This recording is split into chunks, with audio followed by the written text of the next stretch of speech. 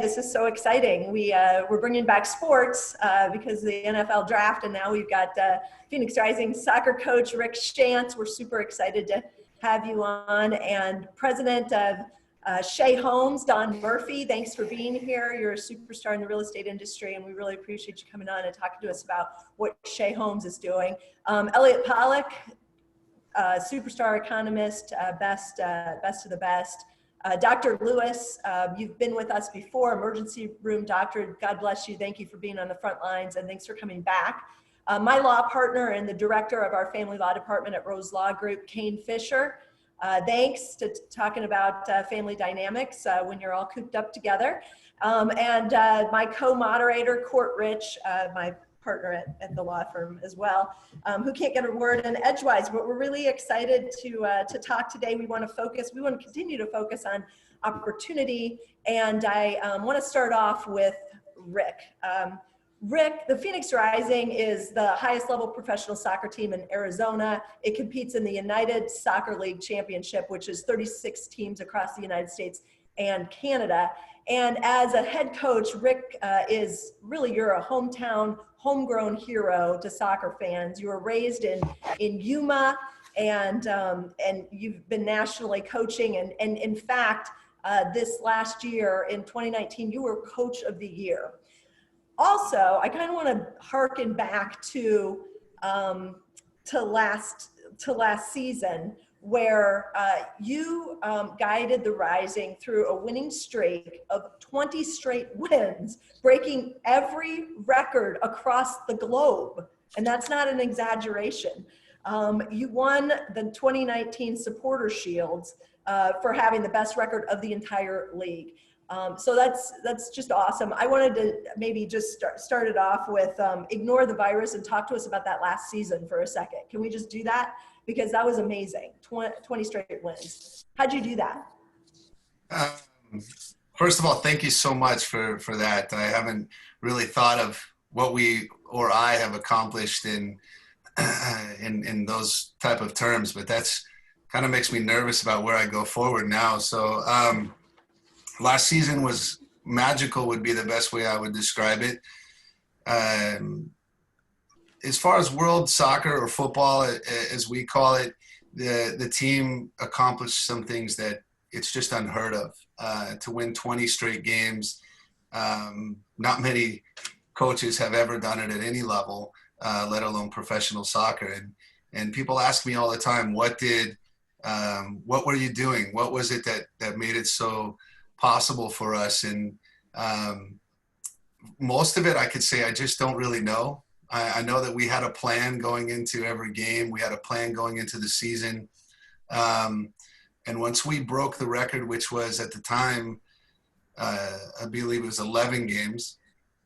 And when we broke that record, it felt like the guys used to use the term bulletproof, and they felt that they couldn't do anything wrong, and they would go on the field and no matter what happened. And, maybe we fostered a really good culture in the locker room. There was great leadership. They all had a unified vision. We have good values in our organization, and we talk about it all the time, and what it takes to build a good team and what it takes to be successful. So I just kept harping on those things and tried to keep it as simple as possible.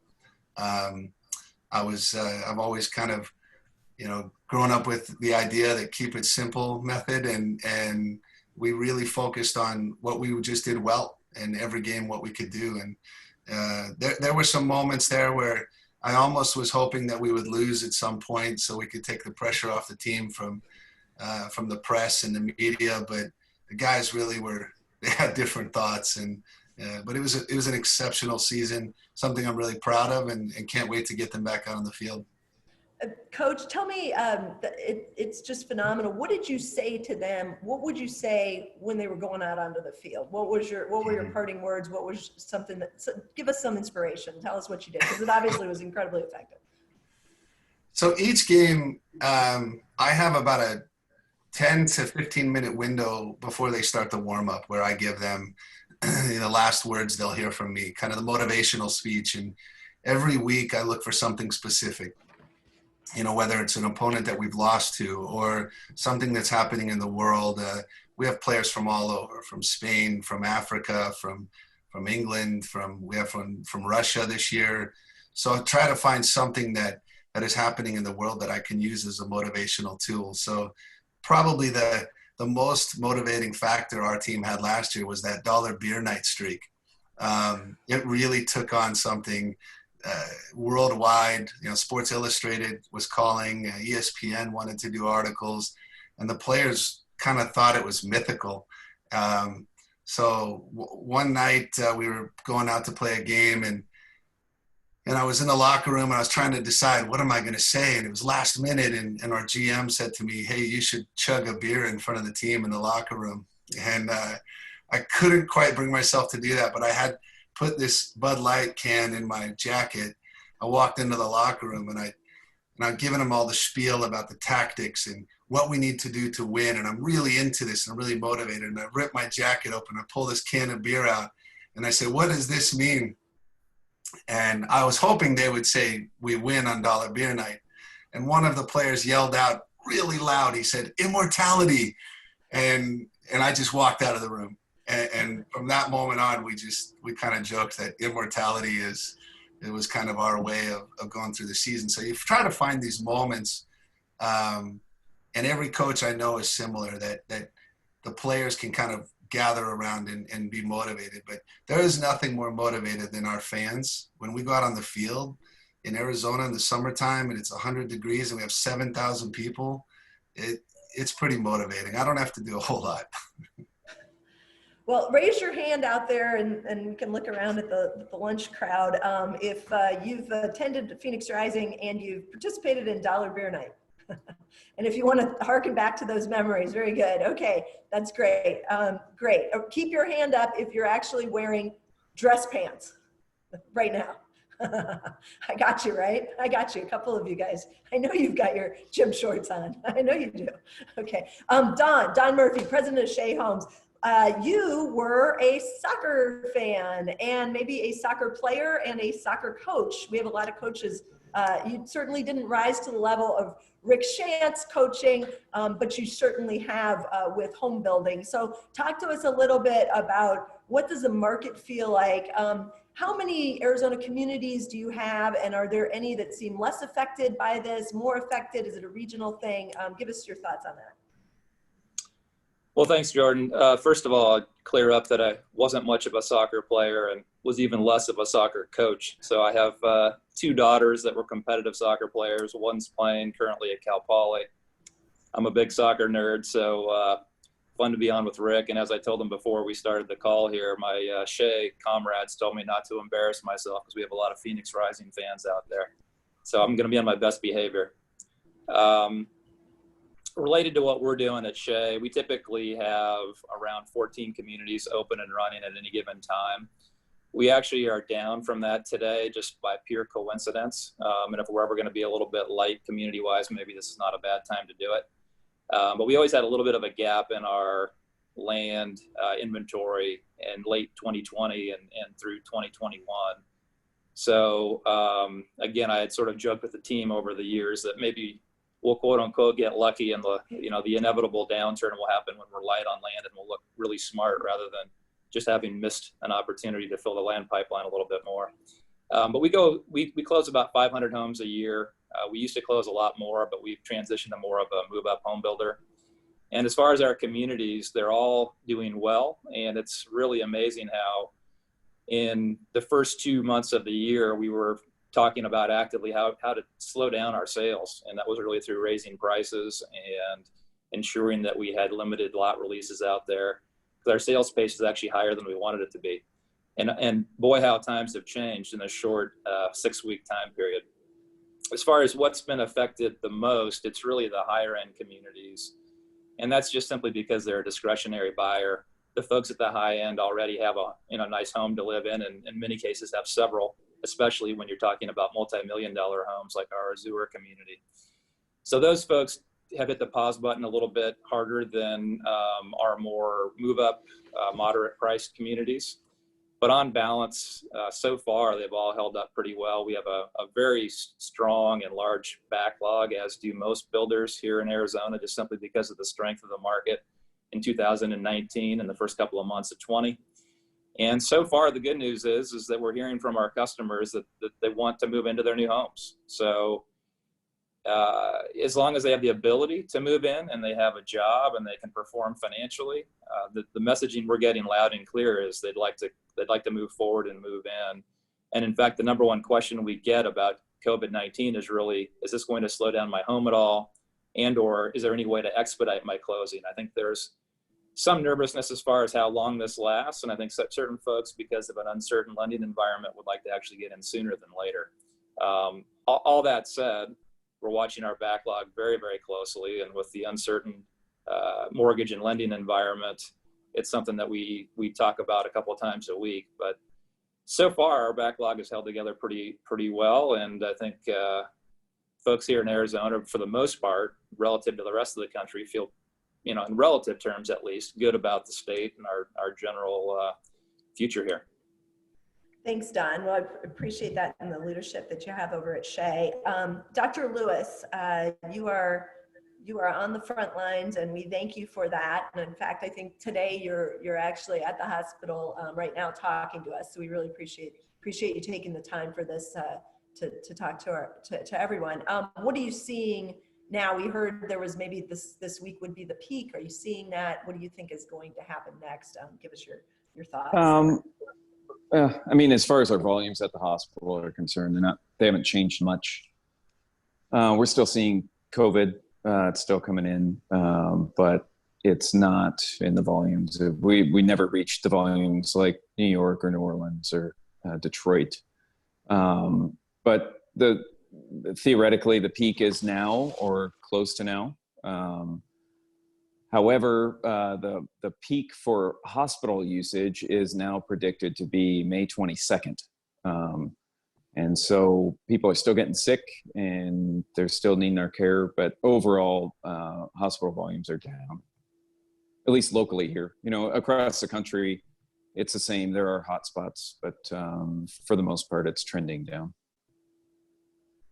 Good. And are you seeing less sort of, I think we talked earlier about just people coming in for kind of what you would see in an emergency room normally, like injuries? Yeah.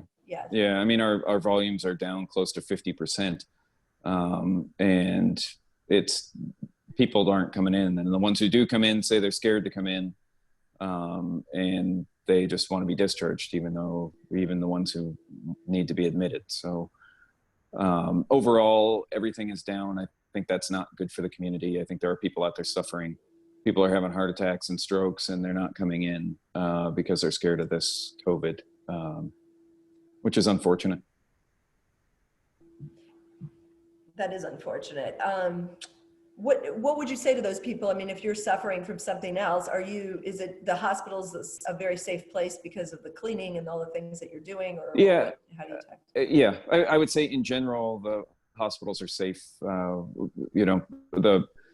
The COVID or suspected COVID patients are being sequestered into certain areas. And so those who are not at risk for COVID are most likely not being exposed to it. Obviously it's a more concentrated area for COVID existing. So it's going to be around, but I would say in general, if you need care, then you need to come in, and there's no need to suffer from some other ailment just because COVID exists. Thank you, Dr. Elliott. You've been prognosticating each week, modifying as you see what's happening in the economy. What are you thinking is going on now? What are your thoughts for when we come out of this, or how that works? Well, first of all, Dr. Lewis made a point that we're only into this about 5 or 6 weeks. A friend of mine, I was talking to him last night, he said that this is a 2020 is a leap year, so February has 29 days. What he didn't realize at the beginning of the year is that March would have 120 days and April would have 2 years. It's getting old fast. The bottom line is that I agree absolutely with Don that coming out of this, Arizona will do much better than most places. Phoenix will do much better than Arizona as a whole. As of the last month of, as of March, when there was still a half a month of good data, Arizona was the second most rapidly growing state in the country, and Phoenix was the third most rapidly growing major metropolitan area in the country. And so we were doing great. Housing did well. Everything was doing well. And then again, we just hit the stop button. Now we're about to turn it on again. And I just want to, I've got a whole bunch of stream of thoughts things here, but the first one has to do with what the return of the economy will look like. According to what the White House put out, phase one will be very modest. You're going to have sit-down restaurants, but because of social distancing, they're going to be different than the sit-down restaurants that you were used to before this happened. You're going to have movie theaters open, lots of luck with that one. Sporting events with social distancing, places of worship, and gyms with physical distancing, which means probably every other machine is going to be open. Bars stay closed, retail opens on a limited basis. What it means is that people will be able to get out, but as far as an economic recovery is concerned, it's going to be modest. And every day that the economy is closed, it's going to be more difficult to reopen it. If indeed the concept of basically being sequestered was to flatten the curve, that has clearly worked.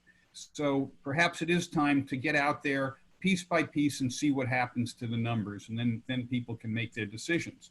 But there's going to be a slow opening of the economy. Even the second phase is really slow, and so and right now it's questionable as to when that's going to happen. The bottom line is that this is not going to be a V or a U. It's going to be kind of like a Nike swoosh in terms of recovery.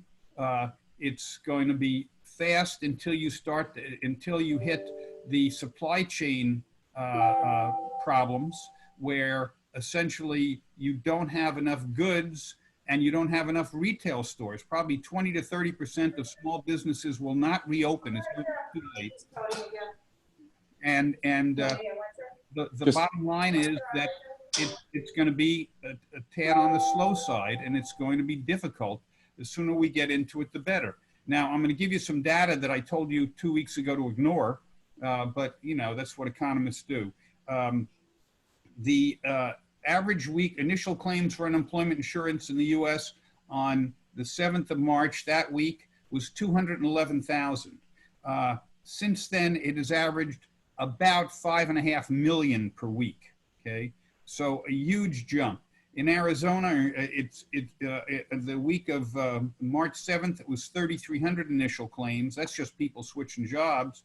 It got as high as 132,000 and has averaged about 85,000 every week since. So a lot of people basically feeling it. It's interesting, though. I'm going to go through where these people, you know, who's getting laid off. Okay, and it's interesting on a lot of levels. First of all, where are jobs more plentiful? Interestingly enough, material movers, stock clerks and order fillers, emergency medical technicians and paramedics, pharmacists, and loan interviewers. That's where the jobs are at the moment. Who else is losing? Food service industry, including bartenders, waiters and waitresses, dishwashers, cooks, down about 80%. Lodging and travel, all those jobs, hotel, motel and resort desk clerks, meeting and convention clerks, travel agents, lodging, down about 78%. Passenger transportation, down about 85%. Sales clerks, down about 70%. Healthcare, health and education, that's basically preschool and kindergarten teachers, teachers' assistants, massage therapists, dentists and dental hygienists, physical therapists, down about 70%. And office and clerical workers, down about 65 to 70%. So it's really been concentrated on the service industry, and those people, again, really need the CARES Act to basically stay alive. Right now, we're bumping up against what you would expect, The SBA might be a fine organization. It was not built for speed. So essentially this money is being dispersed by, it's slow. Let's put it that way. And that needs to be speeded up. It should be expected. But the reason I bring this up is because, again, most of the people who were laid off in the first round of layoffs, and we're now going through the second, were in the service industry, and their incomes generally were at median income or below. Well, some of the problems when you do something fast in government is you end up with adverse consequences or unintended consequences. One of the unintended consequences of the $600 a week plus what the state pays in Arizona of $240, so $840 a week. So that comes to about $48,000, $49,000 a year. That's about 115% of what the average income is. So essentially, a lot of these people are getting a raise, and God bless them, they deserve it, but they're going to be reluctant to go back to work until August 1st when this runs out. So even opening the economy is going to run into that bottleneck, getting people who are at median income or below to actually say, yeah, I'll go back to work because they're taking a pay cut. It's very, like I said, adverse consequence. It's really too bad. Let's see. That's not good. That's a very interesting point. And Kaine, you're a family lawyer. Do you see sort of a similar situation where right now there's people that are sort of quarantined together, but they aren't separating and they will separate once the quarantine is over? Or what are you kind of seeing in family law? Well, first of all, Jordan and Court, thank you for having me on again. Can't think of having better law partners. I'm lucky to have you guys, and especially during a pandemic, and I miss your faces. So to answer your question, I mean, for the last few weeks, I've seen the divorce rates kind of stagnant. It's kind of remained the same. Now that kind of makes sense, right? I mean, you're not going to go into quarantine with your spouse and then all of a sudden make a decision, get annoyed, and run out and look for a divorce lawyer. Also, it's taken probably a little bit of time for the financial consequences to kick in. I mean, anytime historically there's been a dramatic increase in unemployment, there's been a corresponding or correlative raise in the divorce rates. It's taken a little bit of time for that to happen. I have seen in the last week or so that there's been an uptick in clients coming in new filings. The post-divorce litigation work is hot and heavy as it's ever been. People who have already been divorced that have parenting plans and they're trying to work through the COVID situation, and that's hot and heavy. But only recently have I seen an uptick in the divorce cases. I anticipate over the next few weeks, few months, those numbers are going to go up and up and up as people are really starting to feel the consequences of the unemployment. And it takes a while to get sick of somebody. I mean, maybe the first couple, 3 months you put up with it, and then you're just like, this person isn't for me. And you go out and find a divorce lawyer. Plus, people are also very concerned about their assets. They're worried about whether it's a good time to sell their house. As with most divorces, if there's a marital home, more than likely that house is going to be sold. So they're worried about pulling the trigger because that house is going to have to be sold, possibly at a bad time. They're worried about their investments and 401ks and IRAs and all of that, and the value of those business valuations. I mean, if you're an out spouse and your husband owns a business, it's a community asset. Normally in a divorce, that asset's going to be valued and the other spouse is going to be entitled to their half fair value of that business. Well, I mean, if you're valuing the business now, some businesses aren't worth anything right now. And do you want to do that or do you want to wait? So there's probably some of that going on. People are kind of biding their time, running copies of all of the documents in the filing cabinet and putting it in their safe deposit box or whatever for the time 3 months from now when this thing kind of takes a dip before maybe spiking back up again. I don't know. But again, I mean, there is a lot of conflict right now between parents who have already divorced and the COVID-19 situation. It must have been like to live in the old Wild West where people just kind of make up their own rules. That's what parents are doing right now. just as any crisis, it brings out the best in people and it brings out the worst in people. And some of these parents, it's bringing out the worst in them. They're doing whatever they feel like doing. They're taking trips to Hawaii.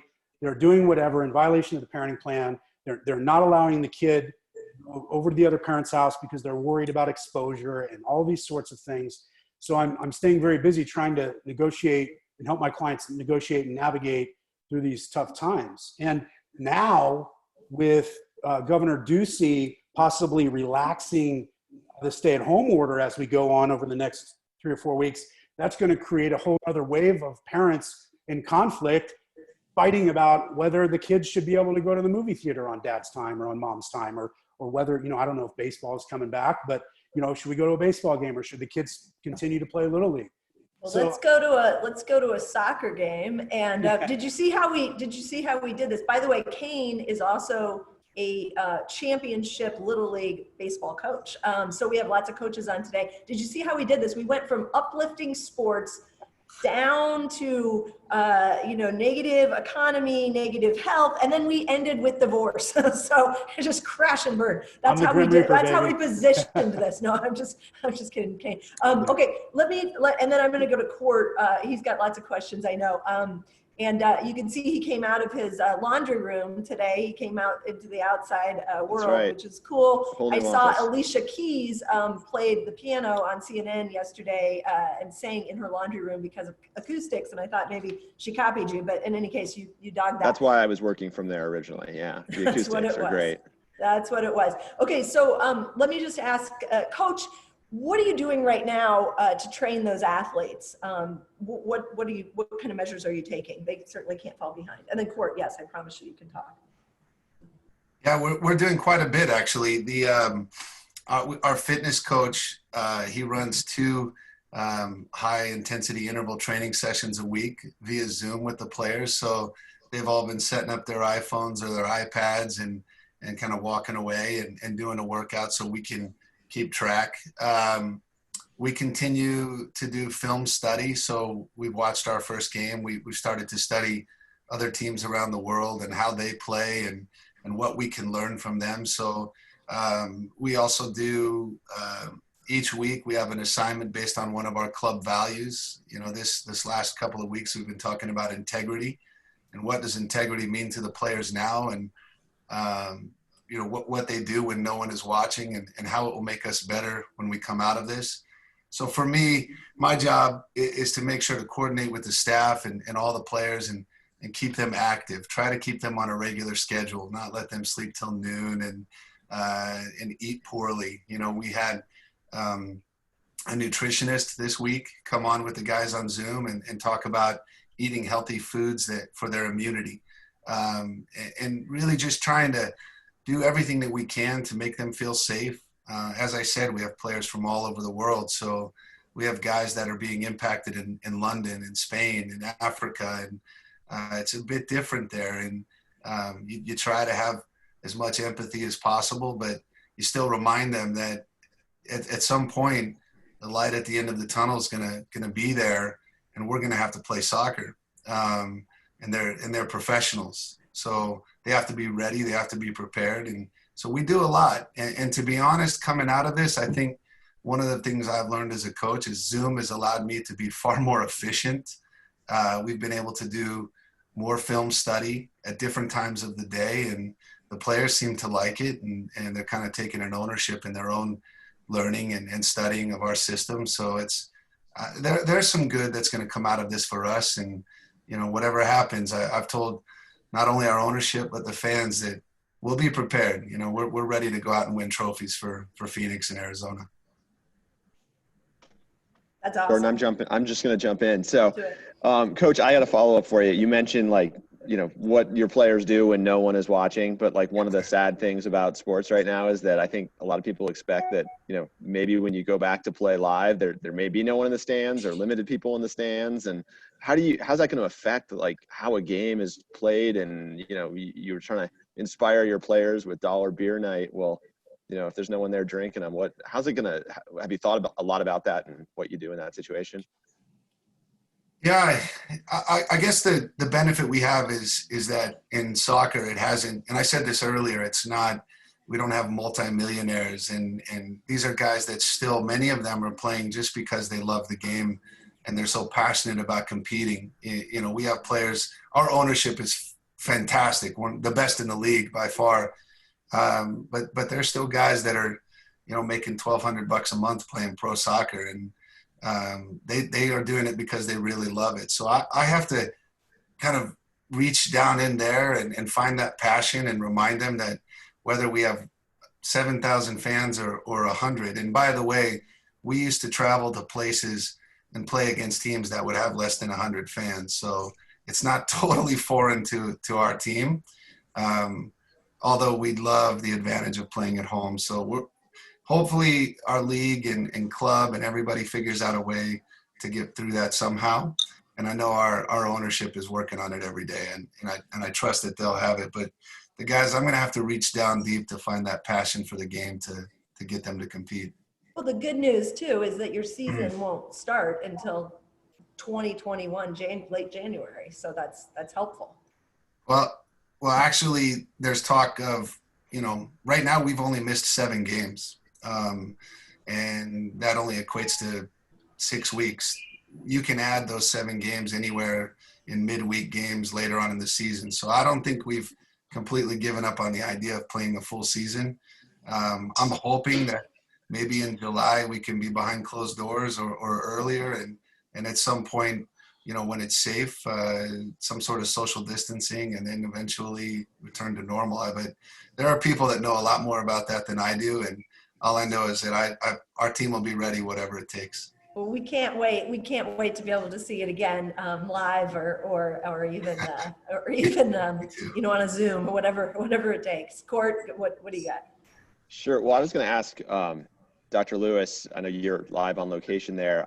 I'm wondering, like, have you seen, you know, are your colleagues getting infected at all? Is there any sort of, you know, issues like that are going on, you know, that you're concerned about, or are people doing good with that? No, there's been at least one physician from the hospital I work at the most who has contracted COVID. Fortunately, that person's doing okay. I've heard of some other hospital workers who have gotten it or presumed to have gotten it. But for the most part, we've been doing okay, at least here in Phoenix. There's not a large number of healthcare workers that have been infected. That's good. And I guess, Don, I'll ask you, have you seen, like, among your trades or anything, have people actually getting sick, and is that impacting performance or people showing up and that kind of thing? The short answer is no. We've had a couple of trades that have closed their doors simply because they were small and candidly struggling anyway. And with the stay-at-home order, they had some folks that were just uncomfortable coming to work. But with home building and construction being an essential service, people have, you know, rallied, I think, in a real positive way. And there's been some very stringent guidelines put down and followed. And so really proud of the trade base generally for, one, hanging in there, 2, following the rules and maintaining social distancing and following the PPE rules.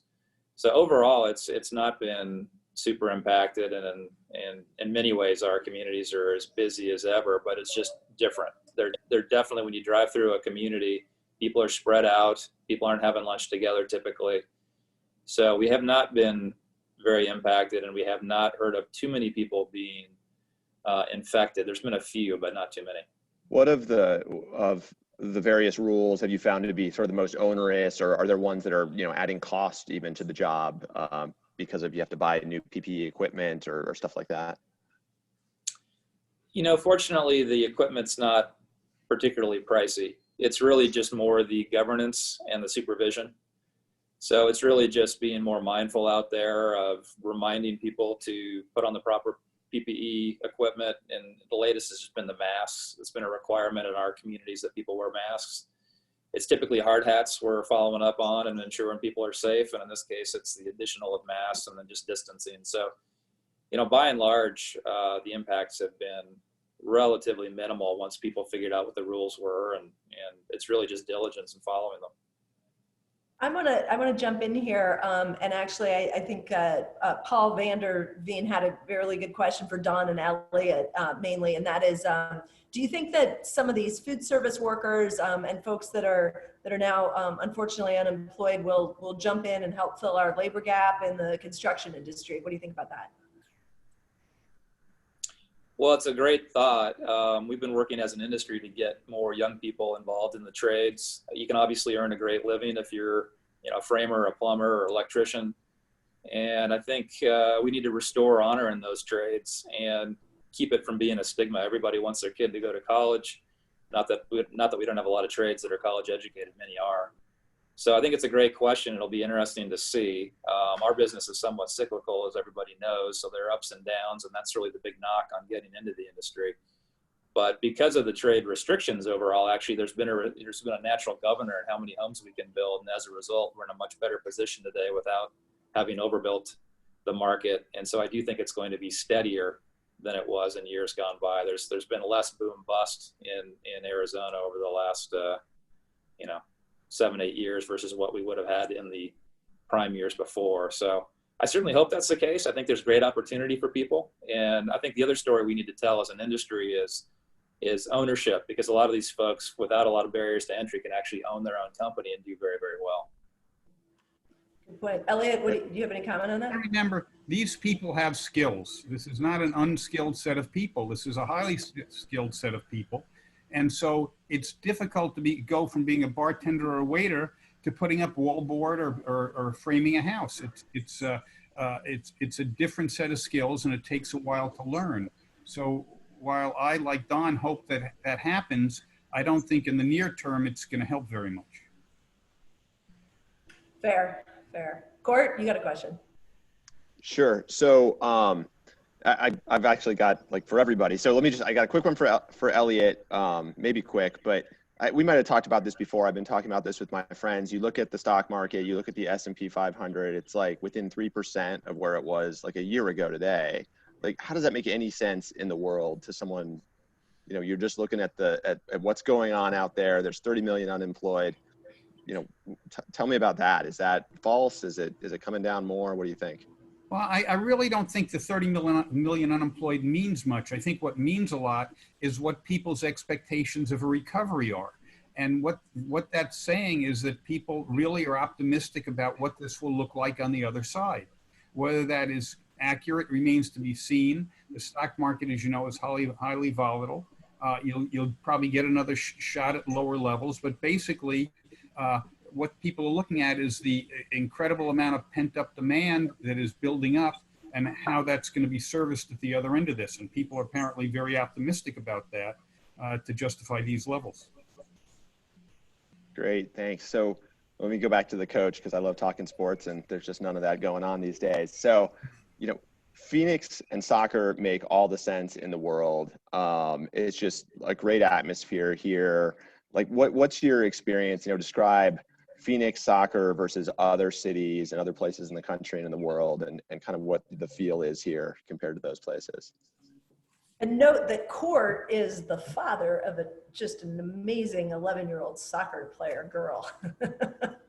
Thank you for bragging about my daughter. That's awesome. It makes it easier for me. I'm kind of embarrassed to work that in myself. I was just trying to help you out there. That's awesome. I mean, that's what drives all of us. My daughter plays as well, and I've done more private lessons with her in the last 30 days than I did in the first 13 years. So I think that, to be 100% honest, the state of Arizona is a little bit behind. In the late 80s, early 90s, Arizona competed on a national level that was unprecedented.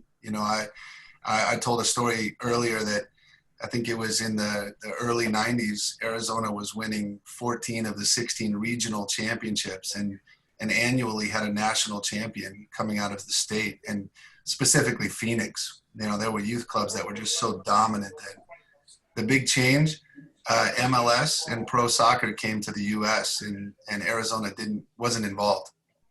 So you saw Southern California kind of get organized. The Northwest, Portland Timbers, Seattle Sounders, the Northeast. Now you have 2 teams in New York, and when you have a pro team to support a large youth soccer culture, it just kind of creates that pyramid effect of fans, and it grows the base even bigger.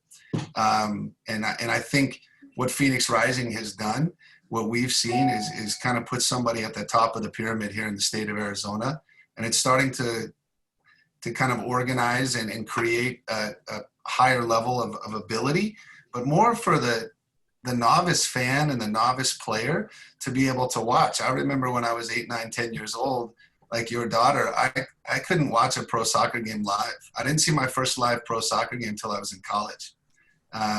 Now, every time I go out to the field, I see all these 5, 6, 7-year-olds, and their Solo Asante is their best favorite fan or favorite player, or Kevin Lambert or Zach Lubin, you name the guys, and I watch them sign autographs, and I think of, you know, the dreams and the goals that these guys are inspiring.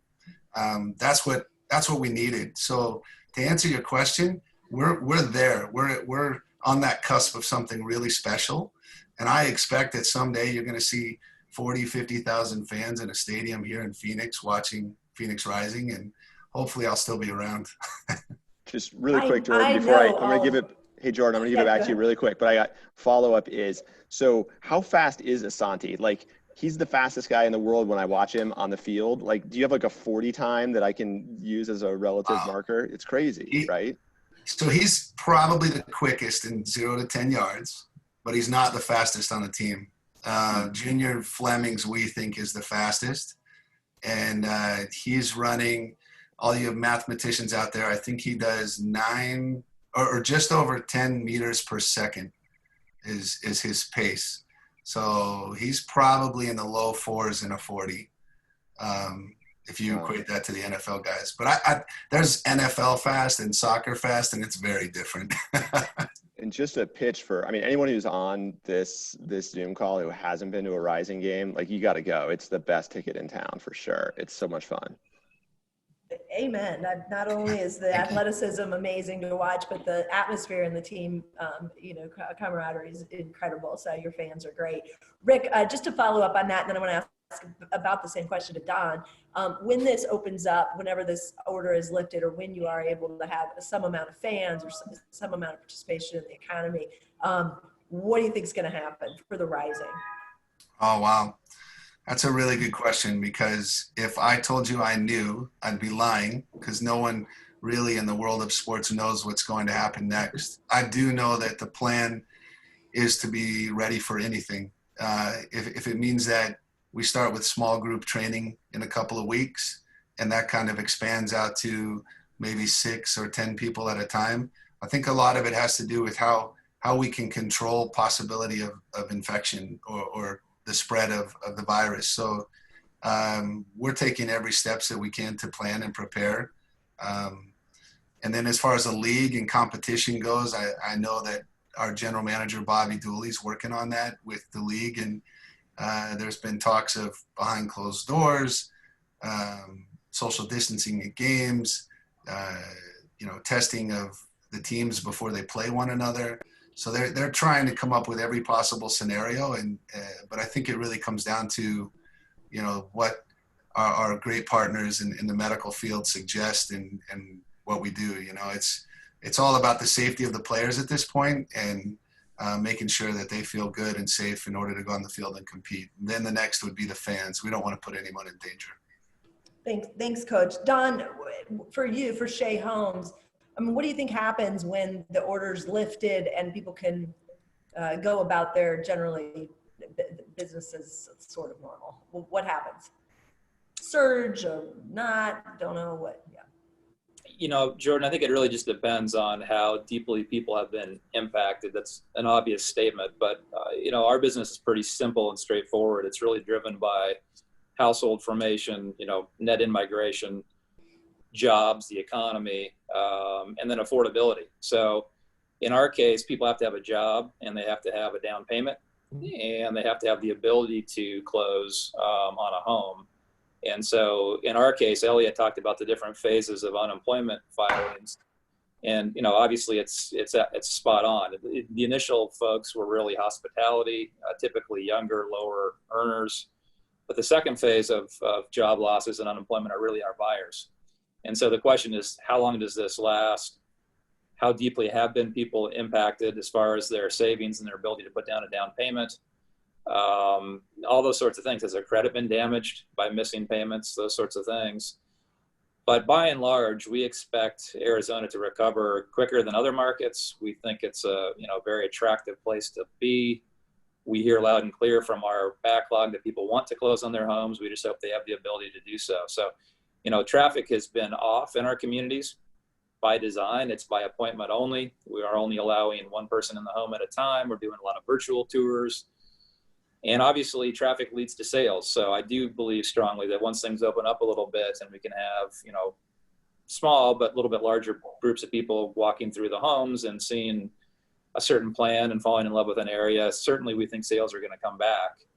And, the number one priority, is all home builders will tell you in the short run, is protecting backlog, and then secondarily getting traffic back and getting sales. We absolutely expect it to come back. The question is at what pace and how deeply have people been hurt and impacted by what's transpired. Thank you. Court? Yeah, I'm going to jump in. So Dr. Lewis, I know we were lucky enough to have you on. I think the first time we did this on our Zoom call, which must have been 6 or 7 weeks ago now, and you've been on a couple times. And thanks for doing that. I'm wondering, to everyone here, it feels like a lot has changed, although a lot probably feels like it's exactly the same as it was 7 weeks ago. Are there things or approaches to the disease and the situation in your mind that have changed your thinking since you were on here first? Is there anything that's new or different that sticks out to you? The information is changing every day. And actually it's very confusing. And I think the media probably hasn't helped that at all. The reporting has been really abysmal. From a medical practice standpoint, not much has changed. We do mostly the same stuff that we do on patients before we treated COVID. There's been some nuances in the long-term treatment of these people in the hospital, which has, I think, really been beneficial for those who are getting sick now. But in general, no. I think that the couple of things that I probably would like to address are, one, the testing issues, and two, the treatment modalities. The testing issues are not solved. It's still a big problem. It's a huge problem in Arizona. As of a couple of days ago, we were like 43rd in the US for testing per capita. And we rank something like 22 as far as number of positive tests. So our testing mechanisms are still broken. We still have the PCR test, which is the test that we've had since the beginning, which has been pretty good, but not great, that you guys are familiar with. But those are still abysmal. The data on them are not good, and they're not reliable. So I think you're... until we can solve those. Dr. Lewis, walk around that hospital there and find a better cell site, I think. It's going to be a problem for a long time. Yeah. You're echoing a little bit. There you go. Is that better? We can hear you now. We can't see you. Yeah, we'll get you in a good place, and we'll come back. We'll come back there to you. There you are. We got you now. Can you hear me or no? Yeah. Go ahead. Okay, sorry. Anyway, so did you hear the testing issues? Yeah. Okay, yeah. So the other issue is the treatment issues, which, we've heard, people in the government touting treatments. We've heard the private entities touting their own treatments, that none of it has come to fruition. The testing on it has been abysmal, and there's been shown no benefit to anything that we're doing at all as far as drug management is concerned. And so I think we're leagues from finding answers to either of these questions, testing or treatment. And then the last thing are vaccines. There has been very little data on current vaccine development, but I recently read an article from a gentleman who was trying to develop a vaccine for the first SARS. He stopped in 2016 and still didn't have an answer for a vaccine. And that's an infection from 2004. So in 12 years, this guy couldn't figure out how to make a vaccine. And now we're suddenly going to figure it out in 18 months, according to government officials. So I think if anybody's relying on that data, then we're far off from that too. And, you know, the last thing, if we can learn historically about this particular pandemic, you know, in 1918, you know, the country went through very similar things with shutdowns. And the shutdowns were very effective. The rate of infection decreased, the rate of deaths decreased significantly. However, as soon as all of the measures were lifted, everything came back, and it took them 2 years before the infection kind of eradicated itself through herd immunity. And so I think, you know, there is promise that some solutions are being worked on, but I think in general that we are still in this for the long haul, and that the economy may open up over the next month or two, but we are going to see an increase in cases and an increased load for the hospitals. Coach, let me thank you, Doctor. We appreciate all you're doing. Coach, I just wanted to ask you, you mentioned that your team was, you consulted a nutritionist and they gave some advice to your players for healthy food choices and other things. Could you just share some of that with us? We're not professional athletes, but we all like to think we are sometimes, I think. Yeah, it was fantastic. You know, one of the things that we really focused on is, and she kind of used the rainbow diet approach and make sure that the guys were getting their colors, you know, their oranges, their reds, their greens. Talked about, you know, the idea that most people think you get all your vitamin C from oranges and orange juice. And she gave them a lot of different options. Also creating proper gut health and having a proper biome in their stomach. So eating the breakfast, you know, having the oatmeal, which was important, their yogurts and, you know, red bell peppers and green bell peppers. And so a lot of foods that generally our athletes they just want to get calories, and a lot of calories because they're burning so many. But right now we don't know if they're really burning, you know, 5,000-6,000 calories a day. The reality is it's probably slowed down a little. So we need to make sure that they understand, you know, to eat and cook healthy. And, you know, we want to support local as much as possible. But it's kind of hard. You can't be doing drive-through every day. So we've been trying to get them on that and make sure that they're cooking a little bit more and, you know, staying in obviously and taking care of themselves properly. So, you know, it was a lot about getting their vitamins in proper ways and also getting sun. You know, it's important to get outside 15, 20 minutes a day and get some sun. And not just sit on the couch and play video games. So it's, to be honest, it's a lot of the same advice many of you are giving to your young children and your teenagers about eating healthy. And for us now, it's when it comes from us and when it comes from a nutritionist, they know that it's their job. And part of it. Can I hire that nutritionist to come talk to my kids about the get out? I'll definitely give her the couch. Thanks, Coach. Thanks, Coach. Yeah. All right, Kaine, let me just ask you, what you've been giving advice on better relationships when you're stuck, when you're quarantined inside with your spouse, good or bad. Just give us like 30 seconds of some top tips.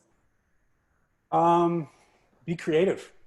Come up with new things. I mean, you can't play board games for 2 months straight.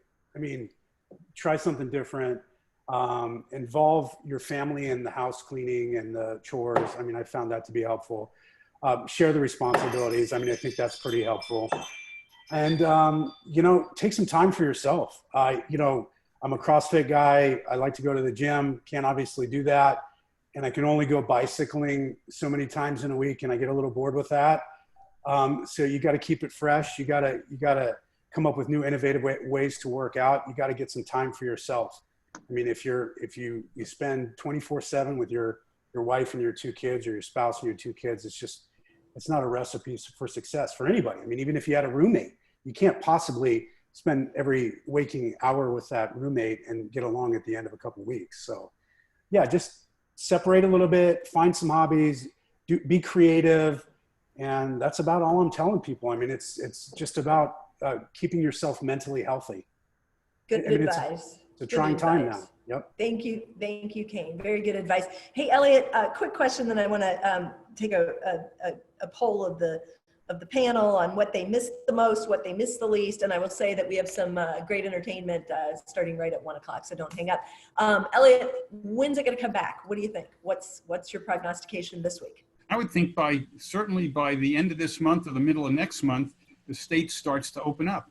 And how quickly it opens up depends on whether the number of cases picks up a lot. Keep in mind, you're talking about at least reported 6,000 cases in the state of Arizona that has 7.5 million people. So the number of cases relative to the population is tiny. And on top of that, 25% of the cases are people over 65, but 70% of the deaths are people over 65. So essentially, if you're under 60, you probably are not at a lot of risk. At least that's my reading of it. Maybe the doctor has some other thoughts. So I think it's a dual economy. Those people who are not, don't have compromised immune systems or under 65, go for it. Those people who are over 65 and have compromised immune systems, you got a different life going forward. It's kind of the way it is. All right, Elliott, what do you miss the most? What do you miss the least?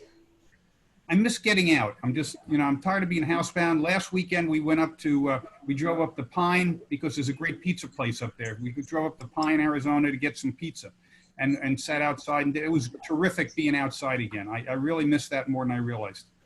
Fantastic. Kaine, what do you miss the most? What do you miss the least?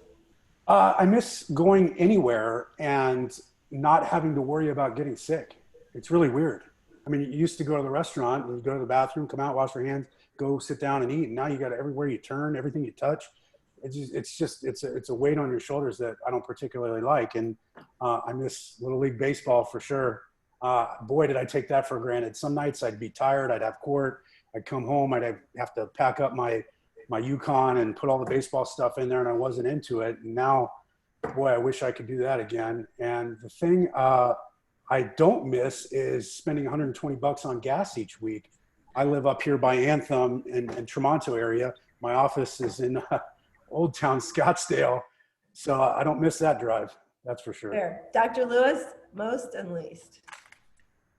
I need to answer one question real quick from somebody who typed in a question. It was, what do I think about the hospitals opening up to elective surgeries? In brief, I think we have to. The hospitals are dying. Without hospitals, we can't treat COVID patients. Obviously, if the hospitals are full of surgery patients, we can't treat COVID, but we have to open up. So just in brief, but what do I miss? I miss going out. I miss leaving my house, taking my wife and my daughter out, going out to eat. The things that normal people do. I'm tired of, just coming to work and going home. Fortunately, I can leave the house, but it's not for great reason.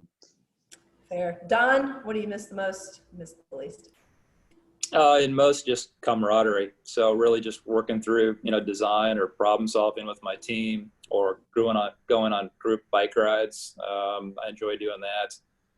I'm a car guy, so I miss going to Cars and Coffee and talking about, old air-cooled Porsches and that sort of thing. So really just being with people and friends and just, talking through common interests and working through things together. What I don't miss is the air pollution.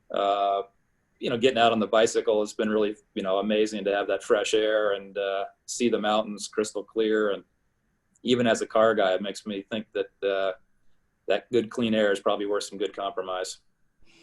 Fair. That's very good. Coach, what do you miss the most? What do you miss the least? Wow, it's easy to say what I miss the most, and that's obviously coaching in the stadium and being around the fans and the adrenaline and the excitement of our games. What do I miss the least? I'd have to agree with some of the other sentiment, the driving on the freeways that are crowded and filling up the gas tank every couple of days. I also, another thing I miss the least is just the amount of time I get to spend at home. When we're in season and we're going full speed, it's, sometimes 8, 12, 14-hour days. And when we're on the road, it's nonstop. So being home, I'm trying to take advantage of this and spend time with the family. Thank you, Coach. Thanks for all you're doing and for bringing great hope for our community, really. Court, most least, you got anything? Well, Don stole my thunder. With Earth Day this week, I was going to say I missed the pollution the least. So I'll go with, I'd really love to go to a Mexican restaurant and get a good meal right now. So I miss that. Well, thank you. Well, I miss all of you, and I like looking through the pictures of those of you who are actually showing up in, for this visually. And I can't wait to see you in person. Wafa, thank you for moderating this thing for us and making it happen. And thank you, Dr. Lewis, for all you're doing. God bless you for that.